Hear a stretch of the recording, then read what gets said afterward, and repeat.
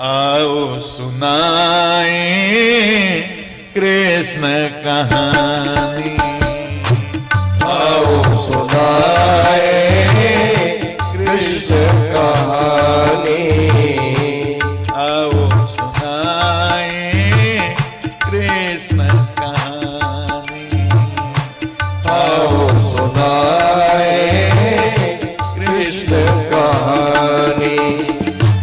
है ब्रह्म विद्या है ब्रह्म विद्या व्यास जी की बानी, आओ सुनाए कृष्ण कहानी, आओ सुनाए कृष्ण कहानी।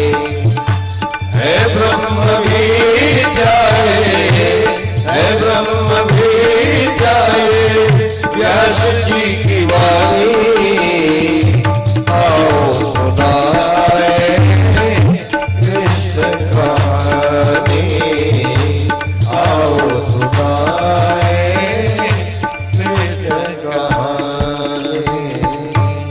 हरि की कथा सुनाने वाले, प्रभु की कथा सुनाने वाले, तुझको लाखों प्रणाम, तुझको लाखों प्रणाम, तुझको लाखों प्रणाम, तुझको लाखों प्रणाम। बोले सुखदेव जी महाराज की। सुखदेव जी से जब प्रश्न किया परीक्षित ने, सुखदेव जी एकदम प्रसन्न हो गए। बरियान ते प्रश्न है कृतो लोक हितम नृप, आत्मवित् सम्मत पुंसाम श्रोतव्यादि सुजह पर। हे राजा, आपने ये प्रश्न मनुष्यों के कल्याण के लिए किया, ये आपका निजी कोई प्रश्न नहीं है। देखो, सुखदेव जी ने वह शब्द से अपने प्रवचन की शुरुआत की, प्रारंभ किया। ये वो ब्रह्म बीज है। वरीयान वरीयान वरीयान ते प्रश्न कृतो लोक हितम नृत। वह निष्पन्न होता है वाति गंधेन धातु से। वह व्याप्ति के, व्यापकता के अर्थ में है। यह शांति का वाचक है, सातत्य का वाचक है। एक ऐसा सातत्य जिसमें गंध है, ब्रह्मगंध। सुबाला उपनिषद कहती है, स सर्वगंधमय सर्वरसमय रसो वैसह। इस ब्रह्म को जानना है तो तैयारी भी करनी होगी। ये मृत्यु भय से मुक्ति का उपाय क्या है, इसको जानना है तो इसकी तैयारी भी करनी चाहिए। प्रश्न क्या है, म्रियमाण को क्या करना चाहिए, ये प्रश्न है। तो इस प्रश्न का उत्तर कल सुखदेव महाराज जी देंगे। हरि का भजन तू भूल गयो रे, गजब भयो रामा जुल्म भयो रे, गजब भयो रामा जुल्म भयो रे। हरि का भजन तू भूल गयो रे, हरि का भजन तू भूल गयो रे, गजब भयो रामा जुल्म भयो रे, गजब भयो रामा जुल्म भयो रे।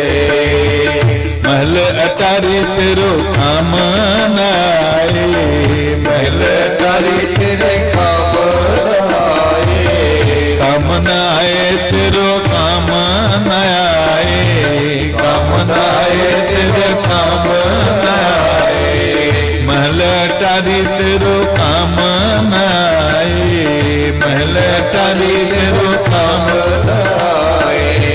धन दौलत तेरो काम न आए, धन दौलत तेरो काम आए। सच्ची कमाई तू भूल गयो रे, सच्ची कमाई तू भूल गयो रे। गजब भयो रामा जुल्म भयो रे, गजब भयो रामा जुल्म भयो रे। हरि का भजन तू भूल गयो रे, हरि का भजन तू भूल गयो रे। गजब भयो रामा जुल्म भयो रे, गजब भयो रामा जुल्म भयो रे। पांच लुटेरे तो हरदम खड़े हैं, पांच लुटेरे तो हरदम खड़े हैं, हरदम खड़े हैं जी हरदम खड़े हैं, हरदम खड़े हैं जी हरदम खड़े हैं। पांच लुटेरे तो हरदम खड़े हैं, पांच लुटेरे तो हरदम खड़े हैं। सगी संबंधी मतलबी पड़े हैं, सगी संबंधी मतलबी पड़े हैं। माया के बंधन में बंधी गयो रे, माया के बंधन में बंधी गयो रे। गजब भयो रामा जुल्म भयो रे, गजब भयो रामा जुल्म भयो रे। हरि का भजन तू भूल गयो रे, हरि का भजन तू भूल गयो रे। गजब भयो रामा गनम भयो रे, गजब भयो रामा जुल्म भयो रे। गजब भयो रामा जुल्म भयो रे, गजब भयो रामा जुल्म भयो रे। बोले कृष्णचंद्र सरकार की जय। सुखताल में गंगा तट पर श्री परीक्षित महाराज का आमरण अनशन प्रारंभ हुआ है और पूरे ब्रह्मांड के जितने बड़े बड़े ऋषि महर्षि अमलात्मा विमलात्मा सब पहुंचे हैं। एक ही प्रश्न है परीक्षित जी का, म्रियमाण का क्या कर्तव्य है? जिसकी मृत्यु निश्चित है उसको क्या करना चाहिए? ये नहीं पूछा प्रभु मुझे 7वें दिन तक्षक आकर डसेगा, मेरी मृत्यु हो जाएगी, मृत्यु से बचने का उपाय बताइए। अगर ऐसा पूछा होता तो परीक्षित का वो व्यक्तिगत प्रश्न होता, लेकिन ऐसा नहीं पूछा। लोक मंगल के लिए, हमको आपको सबको ज्ञान देने के लिए। हम सभी म्रियमाण हैं क्योंकि हमारी मृत्यु तय है, निश्चित है। कब ये प्राण निकल जाए ये भी पता नहीं, लेकिन माया का ऐसा प्रभाव है कि हम बेहोश पड़े हैं। रोज लोगों को मरते हुए देखते हैं, श्मशान तक भी जाते हैं, उनको जलाते भी हैं और लौटते समय मुकदमे की बात करते हुए लौटते। ये कितना बड़ा आश्चर्य है, माया का कितना बड़ा प्रभाव। हर किसी को वैराग्य हो जाना चाहिए ये देख करके। जब दो बातें तय हो गई, भाई जो आया है उसको मर जाना है, और उसके साथ ये भी तय हो गया कि मरते समय कुछ भी लेकर के नहीं जाना। इसके बाद संसार में आकर्षण कैसे रह जाता है? यही माया है। ये माया जाएगी कैसे? शास्त्र कहते हैं एक ही उपाय है, शरणागति करो, भजन करो, भजन से ही माया जाएगी। ये इतनी गंभीर बीमारी है, इसका इलाज किसी डॉक्टर के यहाँ नहीं है। देखो एक बात बता, आपके शरीर में कोई भयंकर बीमारी हो जाए, भगवान न करे किसी को कैंसर हो जाए, तो क्या करते हो? जैसे पता चला भागते हो कि नहीं डॉक्टर के पास। और जितनी आपकी क्षमता है, जितनी आपकी आर्थिक शक्ति, मकान बेच दोगे, दुकान बेच दोगे, घर में जितने स्वर्णाभूषण है सब बेच दोगे, लेकिन प्राण बचाओगे। क्यों? क्योंकि आप जानते हैं कि शरीर से ज्यादा महत्वपूर्ण धन नहीं है। तो आप इस शरीर को बचाने के लिए अपना पूरा धन भी बेचना पड़े तो बेच दोगे, लेकिन ये शरीर तो जाएगा।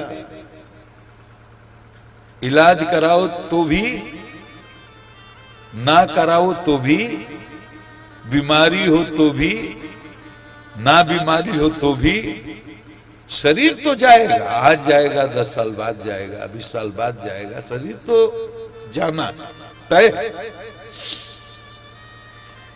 शरीर की बीमारी के इलाज के लिए तो हम पागल की तरह दौड़ते हैं महाराज। पैसा रहेगा तो विदेश भी चले जाएंगे इलाज कराने के लिए। अब तो 5 स्टार अस्पताल भी खुल गए बड़े बड़े लोगों के लिए। लेकिन उससे अधिक कीमती कोई चीज है हमारे अंदर जो बीमार है। हमारा अंतःकरण बीमार है, हमारा मन बीमार है, हमारी बुद्धि बीमार है, हमारा चित्त बीमार है। हमें उसका ज्ञान भी नहीं। सत्संग करें, शास्त्र पढ़ें, स्वाध्याय करें, तो हमें इस बीमारी का पता चले। किसी का उत्कर्ष देखकर ईर्ष्या होती है तो मन बीमार है। किसी के प्रति प्रशोध की भावना है तो मन बीमार है। बाहर के किसी को शत्रु मानते हो तो मन बीमार है। मन में काम है, क्रोध है, ईर्ष्या है, लोभ है, मोह है, सब मन की बीमारियां हैं, मन की बीमारियों के लक्षण। तो मन बीमार है, इसके लिए हम कुछ नहीं करते, कोई चिंता भी नहीं होती। कौन से डॉक्टर के यहां जाओगे? बोलो। ये पंचभौतिक शरीर तो दिखता है। डॉक्टर के यहां जाओ, अस्पताल में तुम्हारे शरीर के अंग अंग काट करके निकाल करके प्लेट में रखकर दिखा देगा, ये तुम्हारा ब्रेन है, ये तुम्हारी किडनी है, ये तुम्हारा हार्ट है। लेकिन पूरी दुनिया में ऐसा कोई माई का लाल डॉक्टर पैदा नहीं हुआ कि शरीर के 1 करोड़ टुकड़े भी करें तो इसमें से निकाल करके दिखा दे, ये तुम्हारा मन है, ये तुम्हारी बुद्धि है, ये तुम्हारा चित्त है, ये तुम्हारा अहंकार है। ये अंतःकरण जो है चिकित्सा विज्ञान के बूते की चीज नहीं है। उसकी सीमा, उसकी पहुंच के बाहर है। शास्त्र पढ़ोगे, कथा सुनोगे, सत्संग करोगे तो मन की बीमारी का पता चलेगा। मन का बीमारी का जब पता चले तो कहां जाना चाहिए? संतों के पास जाना चाहिए, और इसका कोई उपाय नहीं है, क्योंकि उसके डॉक्टर संत ही हैं। उनके पास वो चूर्ण चटका है जिससे आपके मन की इस बीमारी का इलाज वो कर सकते हैं। ये सारे जितने अमलात्मा, विमलात्मा, महात्मा, सिद्ध परमहंस आज जुटे हैं परीक्षित जी के अनशन की जानकारी होकर के, सभी बहुत बड़े सिद्ध हैं। सबको इस प्रश्न का उत्तर मालूम है कि मेरे मां को क्या करना चाहिए। बोल कोई इसलिए नहीं रहा क्योंकि सबको पता है कि सुखदेव भगवान को ही बोलना है। सुखदेव भगवान आए हैं, उनका सम्मान किया है, आसन दिया है, यही प्रश्न किया है। पार्वती जी ने जब भगवान के बारे में कुछ प्रश्न किया शिव जी अत्यंत प्रसन्न हो गए। पार्वती सती के रूप में मोह हुआ था, लेकिन पार्वती के रूप में तुम्हारे हृदय में अब कोई मोह नहीं है। ये जो कथा तुम पूछना चाह रही हो, सुनना चाह रही हो, ये लोक कल्याण के लिए सुनना चाहती हो। राम का चरित्र कथा जो सकल लोक हितकारी, सोई पूछन चह शैल कुमार। ये तुम लोक कल्याण के लिए पूछ रही हो। और शिव जी एकदम गदगद हो गए।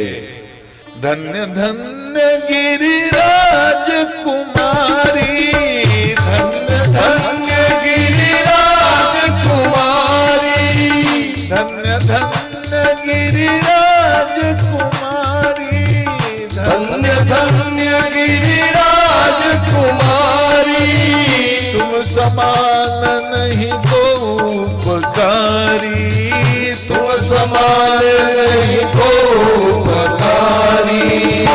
सीताराम सीताराम सीताराम, सीताराम सीताराम सीताराम, सीताराम सीताराम सीताराम, सीताराम सीताराम सीताराम।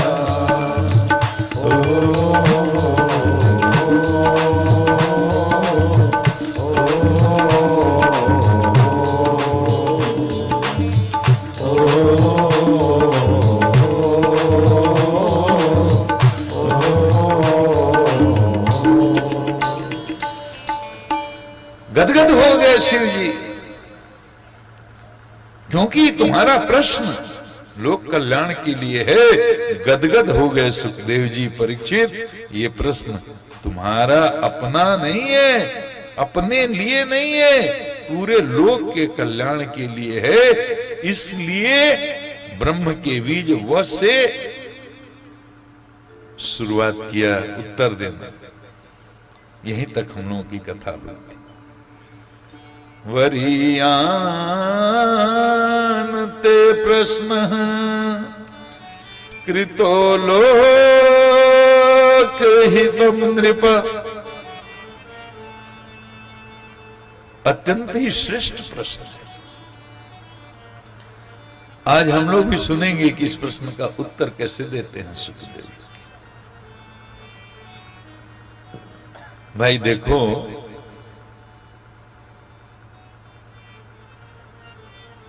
मृत्यु का भय तो सबके ऊपर तो है ही। ये मृत्यु का भय उपस्थित केवल परीक्षित के लिए नहीं हुआ है। मृत्यु का भय तो सारे प्राणियों में समान रूप से व्याप्त है।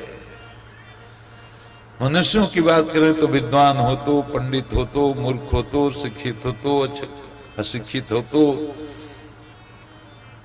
हिंदू हो तो, और किसी धर्म का हो तो, हिंदुस्तानी हो तो, पाकिस्तानी हो तो, ईरानी हो तो, जापानी। अरे मनुष्यों की बात तो छोड़ो, सांप, बिल्लू, चूहा, कोई मरना नहीं चाहता। इतना इस शरीर से मोह है। यही राम जी की माया है। मृत्यु के भय से अगर मुक्ति चाहिए, ये श्रीमद् भागवत की कथा जीव को मृत्यु के भय से मुक्त करने वाली कथा है। सुखदेव जी कहते हैं, परीक्षित, अगर मृत्यु से मुक्ति का उपाय कोई खोजे तो एक ही उपाय है, मृत्यु का भी जो मालिक है उससे अपना संबंध जोड़ लो। आपको थानेदार से डर लग रहा है, कप्तान से दोस्ती हो जाए तो डर लगेगा? बोलो। तो मृत्यु का भी जो स्वामी है, काल जिसके सामने कांपता है, उससे अगर संबंध बना लो तो मृत्यु का भय उसी दिन समाप्त हो जाएगा। अच्छा, संबंध ये जुड़ेगा कैसे सरकार? संबंध कैसे जुड़ेगा भगवान से? शास्त्र यही बताते हैं। सुखदेव जी कहते हैं एक तरीका है, श्रोतव्य कीर्तितव्य च स्मर्तव्यश्चिक्षता भयम् तस्माद् भारत सर्वात्मा भगवानीश्वरो हरिः श्रोतव्यः कीर्तितव्यश्च स्मर्तव्यश्चिक्षता भयम्। जिस दिन परिचय हो जाए, कोई संबंध जुड़ जाए, संबंध कोई भी हो, दास का संबंध हो, सेवक का संबंध हो, स्वामी का संबंध हो, मित्र का संबंध हो, पुत्र का संबंध हो, सखा का संबंध हो, प्रियतम का संबंध हो, भक्ति की चर्चा है ना। शांत भाव, दास भाव, सख्य भाव, वात्सल्य भाव, सबसे ऊपर माधुर्य भाव। अरे शत्रु के रूप में भी अगर संबंध जुड़ जाए और निरंतर उसका ध्यान होने लगे तो उसका भी कल्याण हो जाता है। संबंध जोड़ने की बात है, कोई उपाय दूसरा है नहीं। ये संबंध जुड़ेगा कैसे? तो पहला उपाय होता है श्रोतव्य, सुनो, उसकी कथा सुनो। एक बात बताऊं, ये परीक्षित जी श्रवण भक्ति के आचार्य हैं। पृथु जी की तरह कथा सुनने से क्या हो? जब संतों के साथ बैठ करके भगवान की लीला, भगवान के चरित्र, भगवान का स्वभाव, भगवान का स्वरूप, भगवान का प्रभाव, उनकी महिमा, उनका गुणगान सुनोगे तो सुनते सुनते तुम्हारा कठोर हृदय द्रवित होने लगेगा। और जैसे द्रवित हो जाए, लोहा को मोड़ो तो मुड़ेगा क्या? नहीं मुड़ेगा। ऐसे लोहे की डंडी हो मोटी सी, लेकिन उसको आग में अगर लाल कर दो, तापमान बढ़ जाए, फिर मारो बीच में हथौड़ा, लोहा मुड़ जाता है। उसी तरह से हृदय जो है वासनाओं के कारण, चित्त के विकारों के कारण अत्यंत कठोर हो गया है। भगवान की कथा अच्छी नहीं लगती, सत्कर्म में मन नहीं लगता, तमोगुण का प्राबल्य है, रजोगुण का प्राबल्य है। अगर आप चाहते हो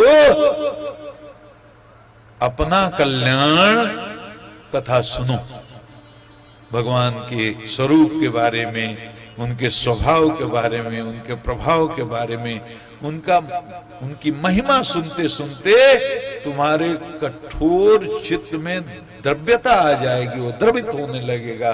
और जब द्रवित हो जाए तो जोर से उस पर हथौड़ा मारो,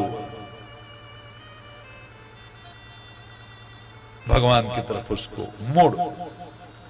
सुनने का बड़ा महत्व है। जैसा सुनोगे वैसा मन होता है। देखने का है, सुनने का है, बोलने का है, सबसे मन बनता है। सुनना बहुत बड़ा साधन है। महाराज पृथु जी ने तो भगवान से कहा, वरदान मांगो भगवान से, तो पृथु जी ने कहा हमें 10,000 कान दे दो। अरे 10,000 कान लेकर क्या करोगे? बोले 1 या 2 कान से आपकी कथा सुनते हैं तो संतुष्टि नहीं मिलती, 10,000 कान दे दो कि हम आपकी कथा ही सुनते रहे। ये श्रवण का महत्व है।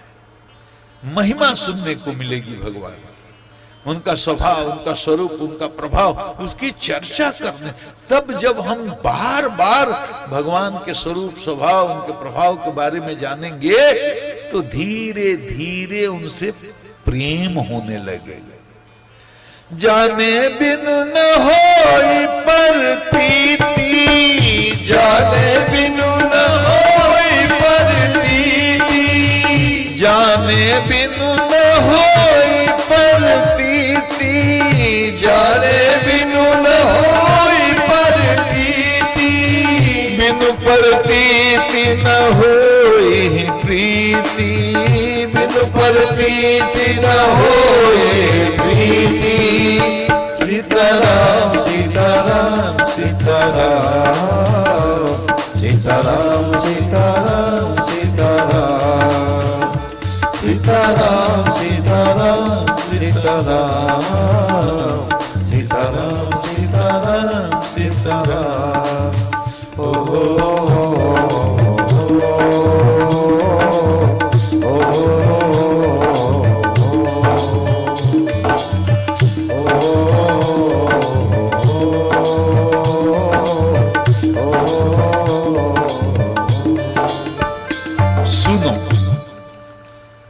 श्रवण का इतना मान, और क्या करें? कहा सुनो, उसके बाद सुनाओ।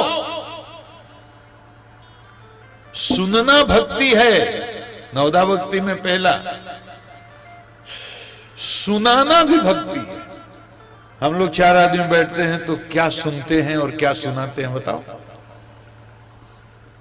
आज की गंदी राजनीति की बातें करते हैं, वही सुनते हैं, वही सुनाते हैं। दुनियादारी की बातें, संसार की बातें।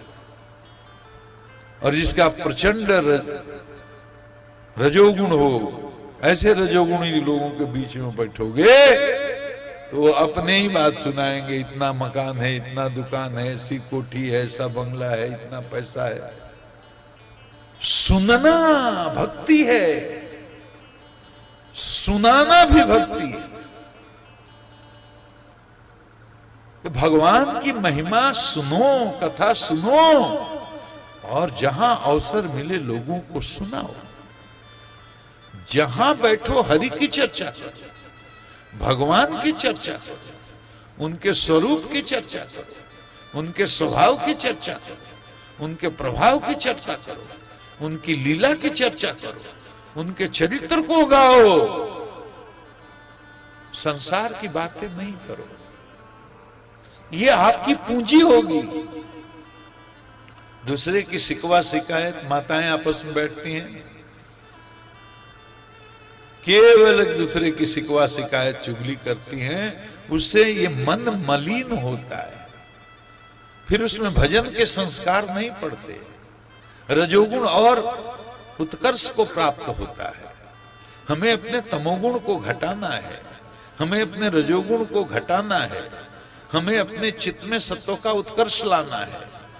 तो इसका एक ही उपाय है, दूसरे की निंदा न करो न सुनो, संसार की बात न करो न सुनो। ये जीवन है, चल रहा है, कट जाएगा, सबका कट जाता है। संसार की बातें करके अपना समय नष्ट न करो। तो सुनो, सुनाओ, और स्मरण किसका? अरे स्मरण करने वाला तो एक ही है। हमारे मन में क्या चिंतन चलता रहता है? भविष्य की योजनाएं बनाते रहते हैं। एक बंगला बना लेंगे, एक कोठी बना लेंगे, एक BMW खरीद लेंगे, और पैसा होगा तो एक हेलीकॉप्टर खरीद लेंगे। बेटा को यहाँ पढ़ा देंगे, बेटी को वहां ऐसे कर देंगे, वैसे कर देंगे, वैसे कर देंगे। संसार का चिंतन ही चलता रहता है। वो मेरा शत्रु है, वो मेरा मित्र है, उसको दिखा देना है, उसको सिखा देना है। तो जीवन भर स्मरण जो है, स्मरण केवल चलता है संसार का, और वही हमारा स्वभाव भी हो गया है। स्मरण करते करते धायतो विषयान पुंस संगति सुपजायते। जिस विषय का बार बार चिंतन करोगे, वो विषय तुम्हारे चित्त में जाकर के चिपक जाएगा। किसी को शत्रु मानना नहीं चाहिए, और शत्रु भाव से किसी का चिंतन नहीं करना चाहिए। नहीं तो बार बार अगर शत्रु भाव से भी किसी का चिंतन करोगे तो तुम्हारे में मन में बैठ करके मन का स्वामी तुम्हारा शत्रु बन जाएगा, और हमेशा उसी का चिंतन होते रहेगा। जब उसी का चिंतन होते रहेगा तो वो मन भगवान का चिंतन करने लायक नहीं रहेगा। ये मन भगवान का मंदिर बनाओ, इसको भगवान का घर बनाओ। इस मन में अगर आपने काम को बिठा लिया, क्रोध को बिठा लिया, लोभ को बिठा लिया, मात्सर्य को बिठा लिया, ये जब तक गंदे लोग बैठे रहेंगे, इसलिए भीतर की सफाई करने का तरीका बता रहे हैं, परीक्षित को बता रहे हैं। कौन? सुखदेव जी। सुखदेव जी को तो, परीक्षित को तो भी चिंता हुई, सरकार 7 ही दिन है, 7वें दिन मरना तय है, ये ब्राह्मण का आशीर्वाद है या शाप है, जो भी है, 7वें दिन तो तक्षक डसेगा, प्राण जाएंगे, क्या 7 दिन में मेरा कल्याण हो जाएगा? सुखदेव जी ने कहा, क्या बात करते हो परीक्षित,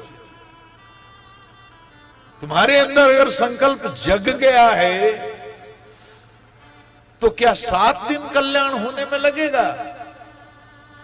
अरे सूर्य कुल में एक खटवांग नाम के राजा हुए, 2 घड़ी में उन्होंने परम पद को प्राप्त कर लिया, तुम्हारे पास तो 7 दिन बचे हैं, पक्का कल्याण होगा। सुखदेव जी ने परीक्षित को कथा क्यों सुनाई? इसलिए नहीं कि परीक्षित राजा है, इसलिए नहीं कि परीक्षित चक्रवर्ती सम्राट हैं, इसलिए नहीं कि परीक्षित का वैभव है, ऐश्वर्य है, पूरी दुनिया उनकी प्रजा है। सुखदेव को इससे कुछ लेना देना नहीं है, परमहंस हैं और आत्मा राम है, अपने आप में रमण करने वाले, किसी चक्रवर्ती सम्राट से उनको कोई लेना देना नहीं। परीक्षित को इसलिए सुखदेव जी ने कथा सुनाई कि परीक्षित जी कथा सुनने के पात्र हैं। कथा सुनने के पात्र इसलिए हैं कि उन्होंने अपने अंदर के पात्र को बिल्कुल स्वच्छ और निर्मल बना करके रखा है। महाराज बहुत बड़े संत से योग्य, योग्यता उनमें है, इसलिए अंतिम समय में गुरुतत्व प्रकट हो गया, या यूं कहें भगवान स्वयं गुरुतत्व बनकर के प्रकट हो गए परीक्षित का कल्याण करने के लिए, और कह रहे परीक्षित चिंता न कर, ये ब्राह्मण के साथ को भी मैं तुम्हारे लिए वरदान में बदल दूंगा और तुम्हारा परम कल्याण हो जाएगा, तुम वैकुंठ को जाएगा। सांप के काटने से जो मृत्यु होती है, गति नहीं होती। सर्पदंश से मृत्यु होने से गति नहीं होती। सुखदेव जी ने कहा, तू चिंता न कर, खटवांग ने 2 घड़ी में परम पद प्राप्त किया, तेरे पास 7 दिन है और ये गुरु तत्व प्रकट हुआ है, तो तुम्हारा कल्याण हुए बिना रुकेगा नहीं। ये गुरु और शिष्य का संबंध ऐसा होता है। परीक्षित जैसा श्रोता और सुखदेव जैसा वक्ता इस दुनिया में होना बड़ा कठिन है। परीक्षित वो हैं जिन्होंने गर्भ में, मां के गर्भ में ठाकुर जी के दर्शन किए। सुखदेव जी वो हैं जिन्होंने मां के गर्भ में ठाकुर के दर्शन किए। जन्मना सिद्ध है। सुखदेव तो भगवान ही बन करके आए। वरियान ते प्रश्न, बहुत प्रशंसा की और बताया श्रवण करो, कीर्तन करो, स्मरण करो, संसार का स्मरण नहीं। अरे राम ही सुमीरिय गाई, राम ही रामा हो रामा, राम ही सुमीरिय गाई, रामा हो रामा, राम ही सुमीरिय गाई, राम ही, राम सुमीरिय गाई, राम ही, राम ही सुमीरिय गाई, राम ही, राम सुमीरिय गाई, राम ही, सतत सुनिय राम गुण ग्राम ही, रामा हो रामा, मंगल भवन मंगलहारी, रामा हो रामा, मंगल भवन मंगलहारी, रामा हो रामा। एक ही उपाय है, जीवन को भगवान के चरणों में समर्पित करो। देखो, अगर कुत्ते बिल्ली जानवर सांप बिच्छू गुज्जर छुछुन्नर की तरह खाते पीते बच्चा पैदा करके और दांत निपोर कर मर जाना है, तब तो कुछ करने की जरूरत नहीं। अगर मर करके नरक में जाने का फैसला कर लिया है तो कोई कुछ भी करने, कोई साधन करने की जरूरत नहीं है। लेकिन मनुष्य का ये शरीर मिला है, शास्त्र कहते हैं जीव का परम कल्याण यही है कि वो अपने को भगवान के चरणों से जोड़ ले और भगवान की प्रीति उसके हृदय में उत्पन्न हो जाए, प्रेमानंद को प्राप्त कर ले, निर्भय हो जाए। भाई, धन कमाने के लिए क्या क्या करते हैं?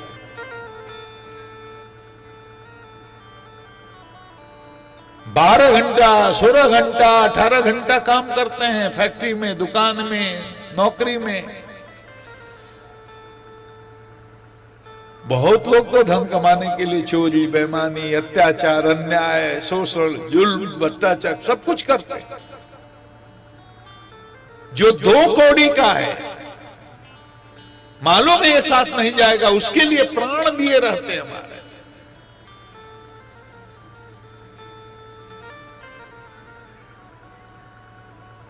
और जो लोक और परलोक दोनों को संवारने वाला, जीव का परम कल्याण करने वाला है, उस भगवान के नाम के पीछे आज कोई नहीं। 3 घंटा गप मारने के लिए, टीवी देखने के लिए, मोबाइल चलाने के समय है, लेकिन आधा घंटा भी बैठकर आंख बंद करके भगवान का स्मरण सुमरण करने के लिए वो हमारी प्राथमिकता ही नहीं है। महाराज, ऐसा प्रचंड रजोगुण और तमोगुण का प्रभाव है, कलयुग में कुछ ज्यादा है। हम लोग देखते थे, हम लोगों के होश में गांव में रामचरितमानस की कथाएं होती थी। दरवाजे पर कोई पढ़ रहा है, लालटेन में 10, 20, 25 गांव के लोग बैठ करके सुन रहे हैं, अपने भाव में उसका अर्थ भी कर रहा है, लोग आनंद ले रहे हैं। गांव गांव में हर कीर्तन होते थे महाराज, 24 घंटे का, 48 घंटे का। अपने घर से लोग खा खा कर आते थे, रात रात भर हर कीर्तन करते थे। अब हर कीर्तन वैसा क्या होगा, हर कीर्तन करने वाली व्यावसायिक टोलियां बन गई हैं। पैसे दो, इतने 10 आदमी आएंगे, 6 घंटे गा कर जाएंगे। इतने पैसे दो तो 12 घंटे गाएंगे। इतने पैसे लगेंगे तो 24 घंटे गाएंगे। महाराज बिना कथा के तो, पैसे के तो कथा भी नहीं होती। करोड़ों करोड़ों रुपए का बजट हो गया आज कथा का महाराज। गरीब आदमी तो कथा भी नहीं करवा सकता।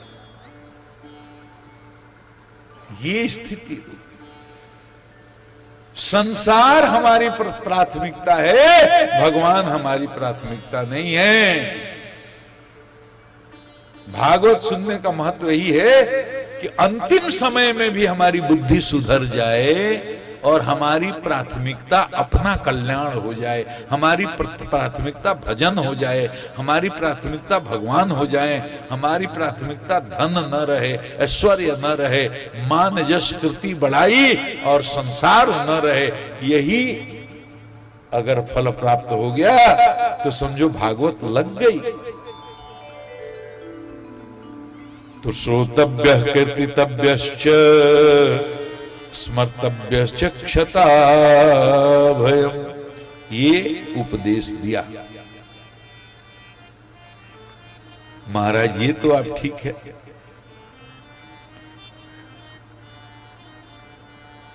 लेकिन इससे होगा कैसे? भाई जब तक सत्व का चित्त में उत्कर्ष नहीं होगा, ये होगा? कोई शराबी जुआड़ी को बैठा दिए कथा में सुन लेगा क्या? वो सुनेगा न गाएगा न भगवान का ध्यान करेगा।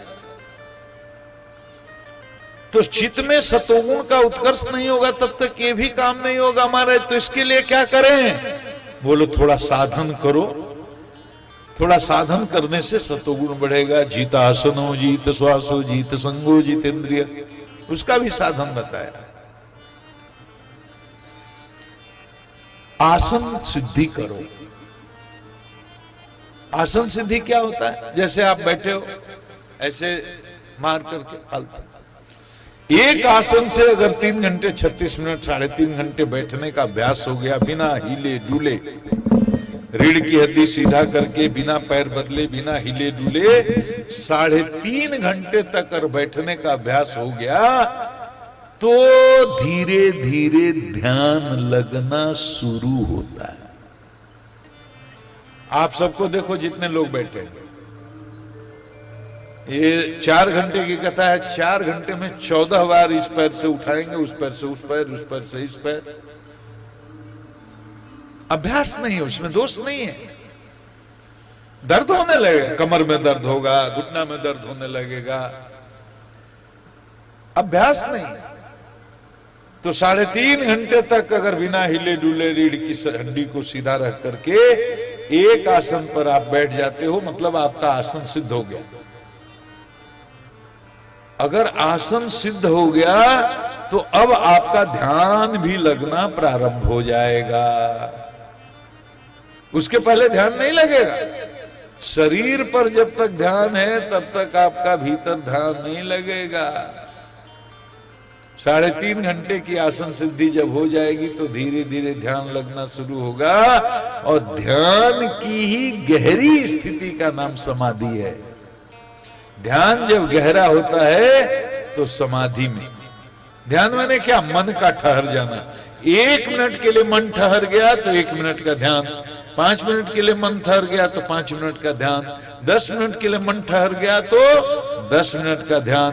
यही मन अगर ठहरते ठहरते ऐसा अभ्यास हो गया कि घंटा 2 घंटा तक एक विषय पर ठहरने लगा, उस स्थिति को कहते हैं समाधि। साधन बताए, मन को बनाना होगा परीक्षित, और मन को बनाने का उपाय है जितासनो, जीत श्वासो, प्राणायाम करो। प्राणायाम का मन से बड़ा संबंध है। सांसों पर नियंत्रण होगा तो मन पर नियंत्रण होगा। व्याख्या बहुत है, संक्षेप में मैं कथा को, आज बड़ी लंबी कथा है। प्राणायाम करो, जीत संगो जितेंद्रिय, आसक्ति को जीतो, जितेंद्रिय बनो। अब आसक्ति को कैसे जीते भाई? आसक्ति को जीतने के लिए तो विवेक होना चाहिए, संकल्प दृढ़ होना चाहिए, साधन भी दृढ़ होना चाहिए, भक्ति भी पक्की होनी चाहिए। आसक्ति इतनी छूटती जलती है थोड़े, लेकिन ये सब साधन करने होंगे। अगर मृत्यु के भय से मुक्त होना है, अभिनिवेश से मुक्त होना है, तो कुछ पुरुषार्थ का भी तो महत्व है ना, करना पड़ेगा। जीता सुनो, जीत श्वासो, जीत संगो, जितेंद्रिय, ये करना पड़ेगा। देखो, ये आसक्ति मन से होती है।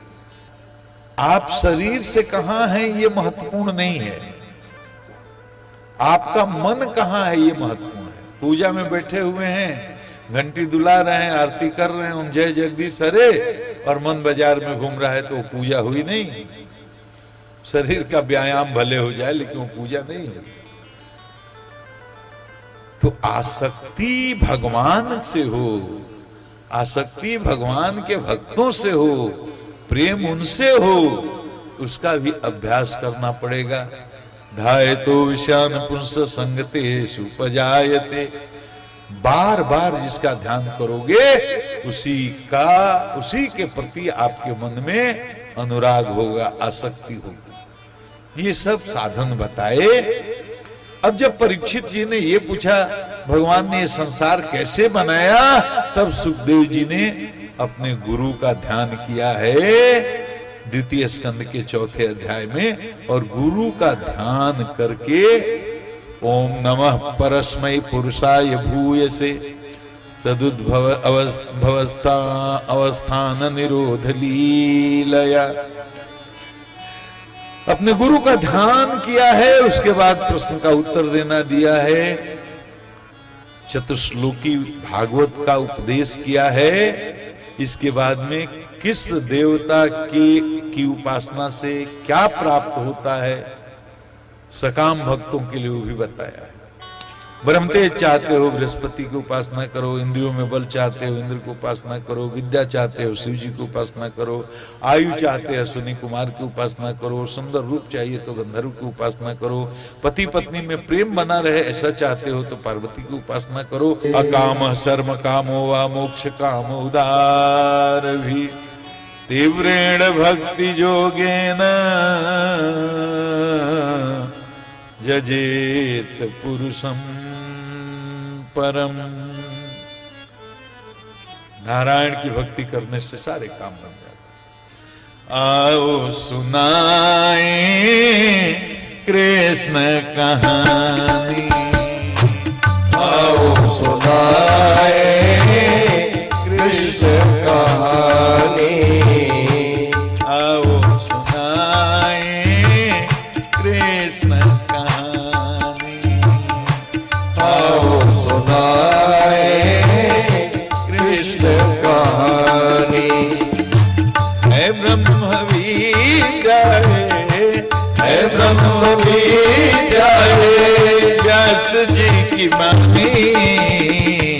आओ सुनाए कृष्ण कहानी, आओ सुनाए कृष्ण कहानी। है ब्रह्म विद्याए, है ब्रह्म विद्याए व्यास जी की वाणी। आओ सुनाए कृष्ण कहानी, आओ सुनाए कृष्ण कहानी। बोले श्री राधा कृष्ण सरकार की जय। सौनक जी ने कहा सूत जी से, महाराज आपने कहा कि विदुर जी को मैत्रेय जी ने कथा सुनाई थी, कैसे सुनाया, संवाद कैसे हुआ विदुर और मैत्रेय का? तो विदुर चरित सुनाते हैं। यही विदुर चरित सुखदेव जी परीक्षित को सुना रहे हैं। देखो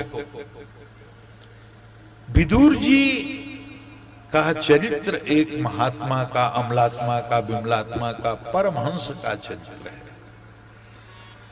विदुर जी कोई सामान्य जीव तो है नहीं, साक्षात धर्मराज ही विदुर बने हैं हमारा।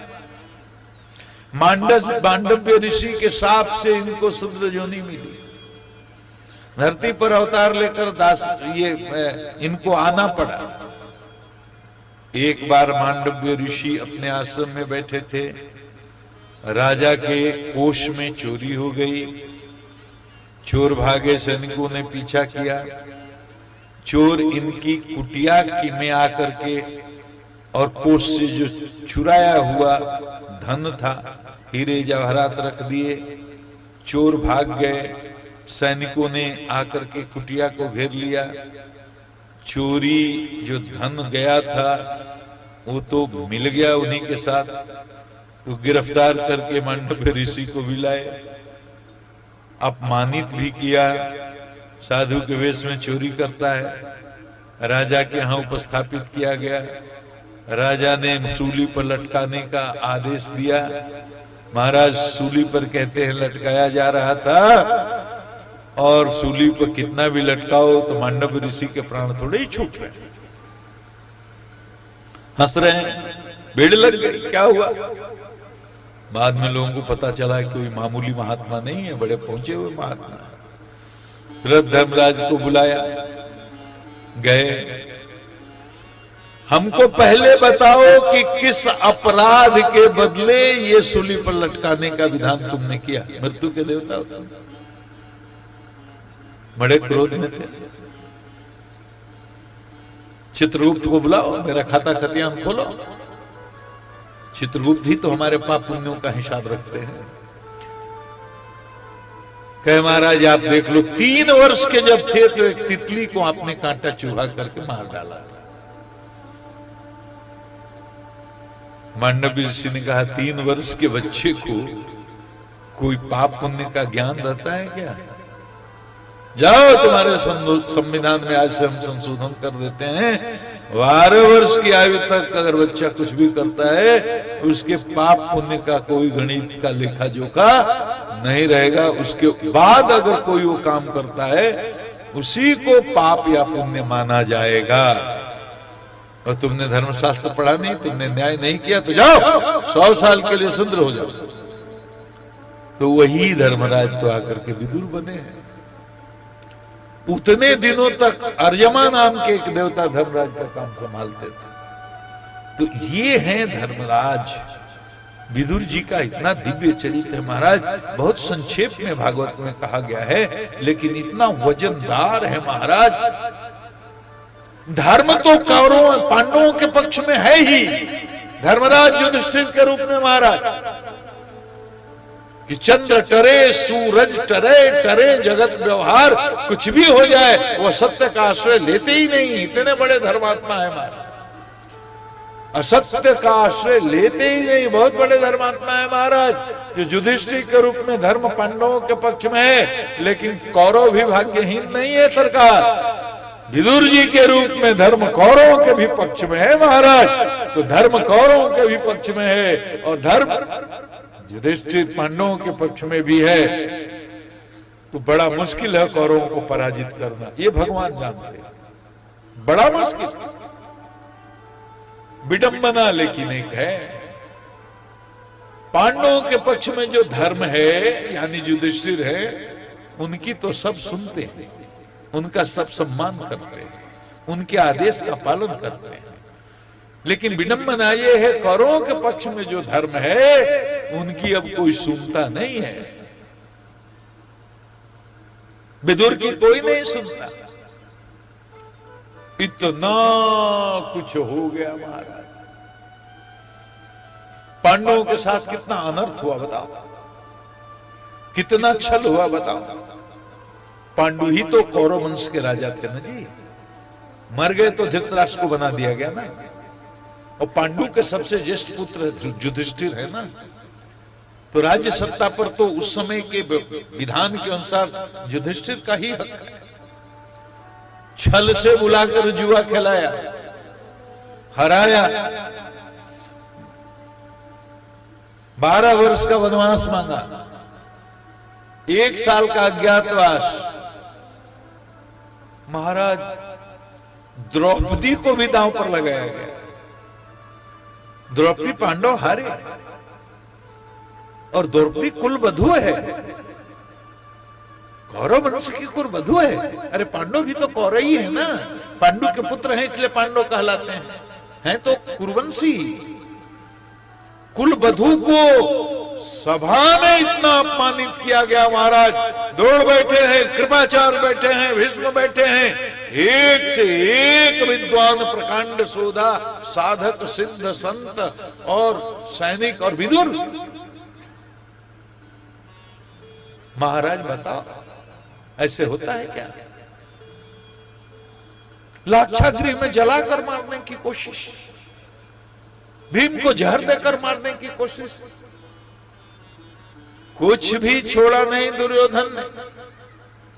अब तो निर्णायक घड़ी आ गई है, अब तो महाभारत होना तय ही हो गया है, क्योंकि दुर्योधन की बुद्धि भ्रष्ट हो चुकी है। रजोगुण का प्रचंड उत्कर्ष है उसके चरित्र में।